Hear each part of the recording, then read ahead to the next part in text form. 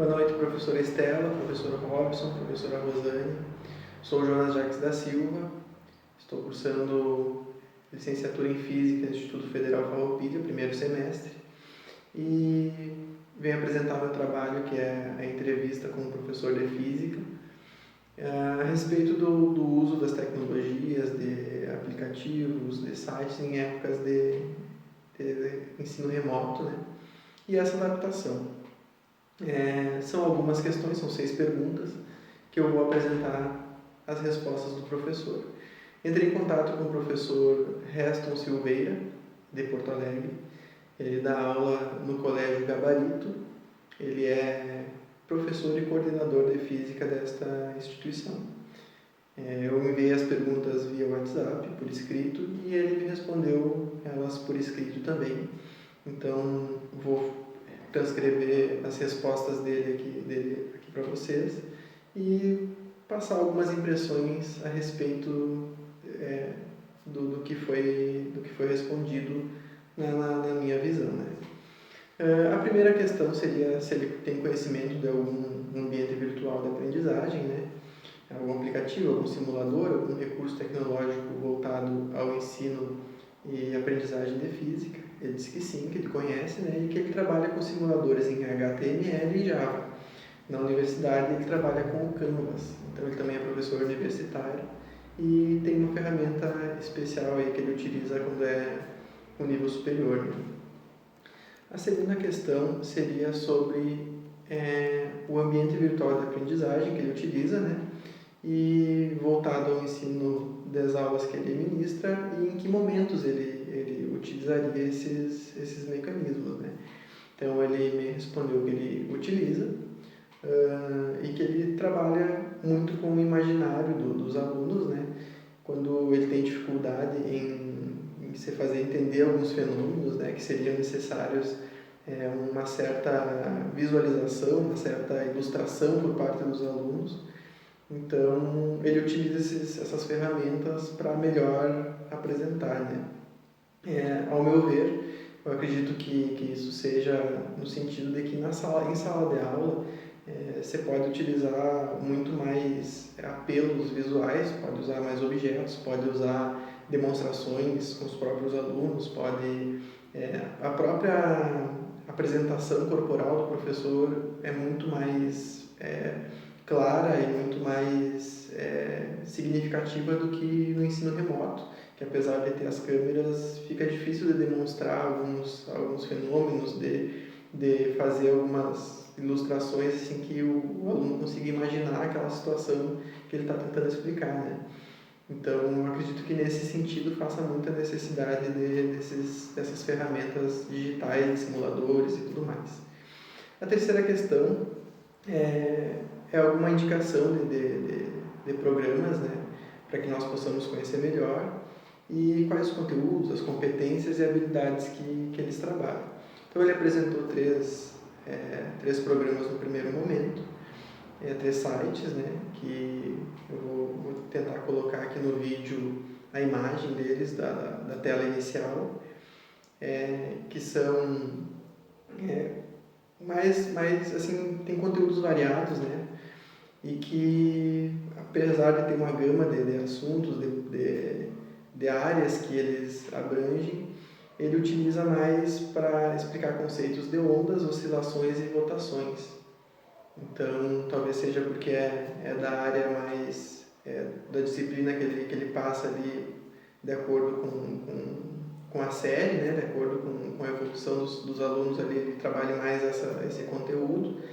Ou talvez seja porque são os conteúdos que necessitam mais dessa visualização, né? Dessa ilustração assim, de uma forma mais clara, mais exemplificada assim, para você fazer entender o conteúdo, né?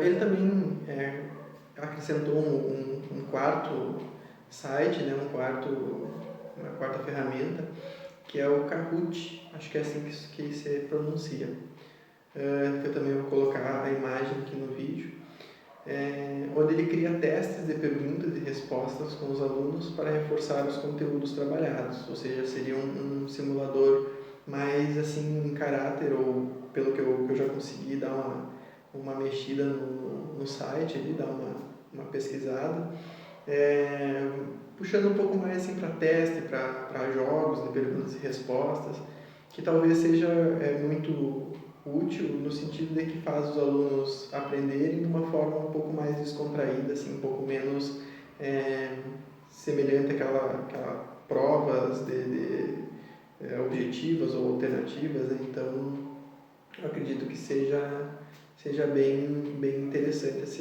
isso aí. Ele diz que as habilidades que ele mais trabalha nesses aplicativos são a observação, a compreensão e a realização das tarefas, né, dos fenômenos. Então, apesar de uma aula presencial, por exemplo, uma sala de aula que tem muito mais a questão da observação e da compreensão, o simulador facilita e acaba possibilitando com mais facilidade a realização, né, desses fenômenos. O aluno ele vai poder utilizar o simulador para provocar os fenômenos, para usar as variáveis ali no sentido de ver qual a diferença do resultado, o que muda, o que não muda nos exemplos, né? Eu vejo, assim, faço um link com a aula presencial, que essa questão da realização de experiências e tudo mais seja mais voltada nas épocas de feiras de ciências, né? Então, em sala de aula é mais raro assim, um professor que leve os mecanismos, leve alguns instrumentos ou vai em laboratório para fazer experiências assim, com tanta frequência que, no caso, um simulador ou um site possibilitaria de uma forma mais prática, né? E que possa ser uma coisa um pouco mais frequente assim, durante as aulas, né? Na quarta pergunta, como que você questiona como ele conheceu esses recursos, né? Como ele teve acesso, como ele descobriu a existência e a utilidade desses recursos, né? Ele disse que ele conheceu alguns recursos por dicas de colegas, então essa comunicação entre os próprios professores acabam compartilhando experiências, compartilhando ferramentas, que eu acredito que em função da pandemia se fez muito necessário essa ajuda mútua, né? Então, porque como foi uma situação que aconteceu meio que de repente, assim, ninguém tinha um planejamento pronto para atuar de uma forma tão diferente. Então, à medida que alguns iam descobrindo algumas novidades e algumas mecanismos, né, ferramentas que pudessem auxiliar, pudessem ajudar, pudessem facilitar o ensino à distância, o ensino remoto, você buscou compartilhar, né, dividir isso com os colegas para que isso se tornasse uma coisa não só para ajudar, para auxiliar o professor a dar aula, mas para que fosse mais difundido, que todos os alunos tivessem as mesmas condições, as mesmas formas de aprendizagem que otimizasse o máximo possível, né, essa ferramenta que é o ensino à distância, né, que é o uso da tecnologia. A quinta questão se pergunta sobre o período de pandemia, né, o ensino remoto teve muita diferença da sala de aula, né, se mudou muita coisa com esses recursos tecnológicos, o que mudou. Então, ele me passou em resposta que durante a pandemia ele utilizou muitos desses recursos para adaptar as aulas dele, né, porque já que ele não tinha um recurso presencial, ele teve que utilizar esses sites, esses simuladores para adaptar a situação remota, e que diferenciou muito das aulas presenciais realmente, que ele sentiu muita diferença. Ele destaca, inclusive, que tiveram algumas vantagens, né? E entre elas ele diz que em sala de aula seria um pouco mais difícil dele utilizar esses mecanismos, esses aplicativos com tanta frequência. Então, que necessitaria que, por exemplo, os alunos levassem um computador para a sala de aula, que precisaria ir para um laboratório de informática ou o uso do data show, e que isso não seria tão frequente, né? Então, dificilmente seriam utilizados com tanta intensidade como hoje no ensino remoto você faz essa possibilidade. E uma das desvantagens que ele cita, né, é a falta de participação dos alunos, que dificulta um pouco a participação dos alunos, a questão do ensino remoto. E eu entendo isso, me colocando no lugar de aluno, como a gente tem essa situação aqui no nosso curso de licenciatura em Física, é muito mais difícil essa conversa, essa interação com professores e colegas, quando isso se dá através de câmeras, né? Então tem um delay que o professor fala alguma coisa, às vezes a gente tenta fazer uma colocação e se não tem aquela instantaneidade, porque daí já vai acabar interrompendo ele enquanto ele está falando, então fica bem difícil.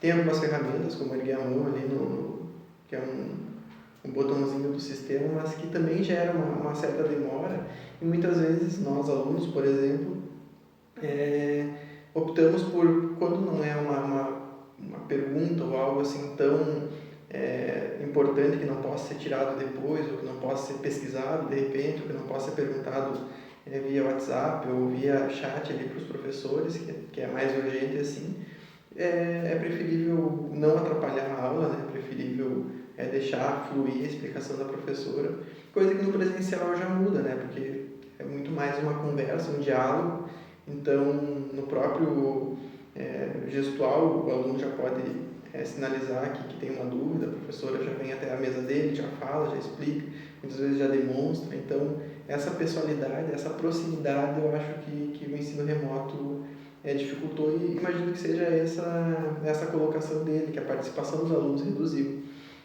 Então, se numa universidade que nós temos indivíduos com uma idade mais avançada, né, já tem essa dificuldade, eu acredito que na área assim, ensino médio, com adolescentes, pré-adolescentes, até seja um pouco maior, porque já não se tem aquela muitas vezes intenção assim de participação, ou às vezes tem um pouco mais de retração o pessoal de utilizar esses mecanismos, né? E a sexta pergunta, ela questiona sobre a inclusão digital, né? Sobre as dificuldades, se todos os alunos têm as mesmas condições, se todos os alunos tiveram acesso às mesmas ferramentas, os mesmos dispositivos para poder estudar, acesso à internet, né? Então, na vivência dele, como ele destacou que ele trabalha com alunos de classe média, não teve esse problema. Mas ele reconhece, né, que não é uma realidade assim de todos, não é uma realidade comum, provavelmente até é uma questão bem mais de minorias que tenham acesso integral, todos os alunos, né, do que seja uma coisa mais generalizada, né? Ele diz que essa pandemia trouxe uma nova velha, assim, né, possibilidade de ensinar, mas que ela teria que ser complementar ao ensino presencial, né? Quando o ensino presencial puder retornar, que ela não tenha o sentido de substituir, assim que ela venha auxiliar, a complementar, né? E que eu acho que é bem, na minha opinião, acho que é bem possível assim usar como complemento, como um suporte mais forte assim no ensino, uma presença mais forte da escola na vida do aluno, essa questão de ensino remoto, de digitalização, né? Mas que para isso, inclusive o professor ele destaca esse sentido, né? Precisa ter um certo equilíbrio e precisa ter muita mudança de mentalidade e de políticas por parte do Estado, né? dos governantes, porque não adianta a gente proporcionar possibilidades de ensino, de ferramentas, se nem todos os alunos vão ter acesso a isso, né? Ou vão conseguir ter uma internet em casa de qualidade, ou ter um telefone, um computador que possibilite utilizar essas ferramentas da melhor forma, né? Então, essa foi a entrevista com ele, essas respostas dele. Ele foi muito solícito, fez as respostas bem objetivas, completas, como eu solicitei para ele. Eu acredito que deu para ter uma boa noção, deu para ter um bom um bom entendimento da realidade dele lá, da escola dele, e deu para tirar bastante dicas, né, de sites, de simuladores, de aplicativos, que eu já também já dei uma pesquisada, já dei uma procurada, alguns que o acesso já é um pouco mais limitado, que precisaria ter um pouco mais de cadastros, de inscrições ali. Eu pesquisei alguns vídeos na internet e achei muito interessantes. Então, acredito que no decorrer do curso a gente consiga se aprofundar mais em alguns deles. Ainda tinha um outro trabalho da professora Estela a respeito dos demais professores também. Eu acredito que como é integrada essas 3 disciplinas, em função da pandemia também, né? A respeito da identidade docente. Eu quero fazer um relato, não para fins de nota, inclusive, porque eu também perdi o prazo, e os motivos eu expliquei para a professora ali, a professora Estela, mas eu tinha em mente um relato que eu queria colocar nesse trabalho, que infelizmente não deu, a respeito, que até pode ser utilizado em sala de aula como exemplo, como alguma forma de exemplificar, né, quando o ensino dessa identidade docente, que seria a questão dos meus avós, né? Eu já falei, já fiz um trabalho, fiz uma entrevista com o meu avô paterno, que ele foi professor da escola técnica, foi diretor da escola numa versão mais moderna agora, né, também, se aposentou em 92. E o meu outro avô, meu avô materno, ele, há pouco tempo atrás, assim, eu ainda acreditava que ele era professor também, em função da forma que os alunos da escola técnica tratavam ele, se dirigiam a ele, né? Tinham muita gratidão a ele, né? Explicavam, contavam das inúmeras ensinamentos e conhecimento que ele passou. E eu descobri há um tempo atrás que não, que ele foi técnico de horta da Escola Técnica Rural de São Borja. Então, isso me fez fazer um link ali com essa identidade docente que nós conversamos em sala de aula, que essa construção não necessariamente ela tem que partir de diplomas ou de salas de aula para formar um professor, né? Então, muitas vezes é uma coisa natural que surge das pessoas, não que não possa ser trabalhado, não possa ser desenvolvido, mas muitas pessoas surgem isso de uma forma natural. Eu separei alguns pontos que foram trabalhados em sala de aula, que eu pretendia colocar nesse trabalho, que seria apresentado no LibreOffice ali, né, nas normas da BNT, mas se for possível, eu gostaria de fazer um relato bem rápido, assim, linkando a 4 pontos que foram trabalhados em aula, que seriam parte da identidade docente que eu identifico nele, que em questão de profissão ou de cargo não era professor, mas que portou-se como um, né? Então, o primeiro ponto que foi trabalhado em aula foi essa obrigação moral, e isso eu visualizo nele. Hoje ele tem 93 anos e ainda conta com muito orgulho que ele se sentia na obrigação ou se sentia como responsável por ensinar aqueles adolescentes, aquelas crianças ali que giravam entre 13 e 16 anos na Escola Técnica Rural, tudo que ele sabia, todo o conhecimento que ele tinha. Então, apesar da parte dele ser cuidar a horta, muitas vezes fora de aula ou durante a aula dos professores, quem tomava a palavra muitas vezes era ele para explicar alguma situação mais técnica, demonstrar alguma coisa que ele estava fazendo no solo ali, alguma plantação, alguma colheita, alguma coisa, né? Outro ponto seria o compromisso com a comunidade, que eu também já tive relato de outras pessoas que ele tinha essa preocupação, que ele dizia que os alunos ali poderiam aprender aquele ofício ali que seria útil para trabalhar depois na área rural, para plantar, para ter em casa. Então, eu vejo isso como um compromisso com a comunidade, né? Porque na época ali já tinha muita dificuldade de mercado de trabalho para quem não tinha muitas condições financeiras. Então, o ensino profissionalizante ele veio para tentar colocar as pessoas menos favorecidas na posição de técnicos, né, de trabalhos mais braçais, assim, né? Então, ele tinha essa preocupação de que que os alunos não saíssem dali sem saber nada, né? Então ele ajudava isso aí. Competência profissional, Ele vem de Colônia, então ele em São Francisco de Assis, então ele desde muito jovem trabalhou com enxada, trabalhou em campo, então todo o conhecimento dele é de vivência, é de experiências, né, vividas mesmo, não foi aprendizado em sala de aula. Logicamente, durante essa vida dele na escola técnica, que ele interagiu com muitos professores, ele fez muitos contatos, muitos diálogos, provavelmente ele adquiriu mais conhecimento, né? Mas uma curiosidade, o meu avô paterno, ele depois de se aposentar, ele virou apicultor. E ele me relatou que quem ensinou ele algumas técnicas de apicultura e ensinou como ele pegar colmeias foi meu avô materno, que não tinha formação nenhuma e que era o técnico da horta, né? Então, para ver como essa questão do ensinar, ela realmente pode ser uma coisa natural, né? Uma coisa assim que vem da pessoa. E os saberes docentes eu acredito que também se aplique nesse caso dele, porque uma coisa, assim, uma característica dele que ele sempre demonstrou para nós e nos ensinou como netos, foi essa empatia de se colocar no lugar da pessoa.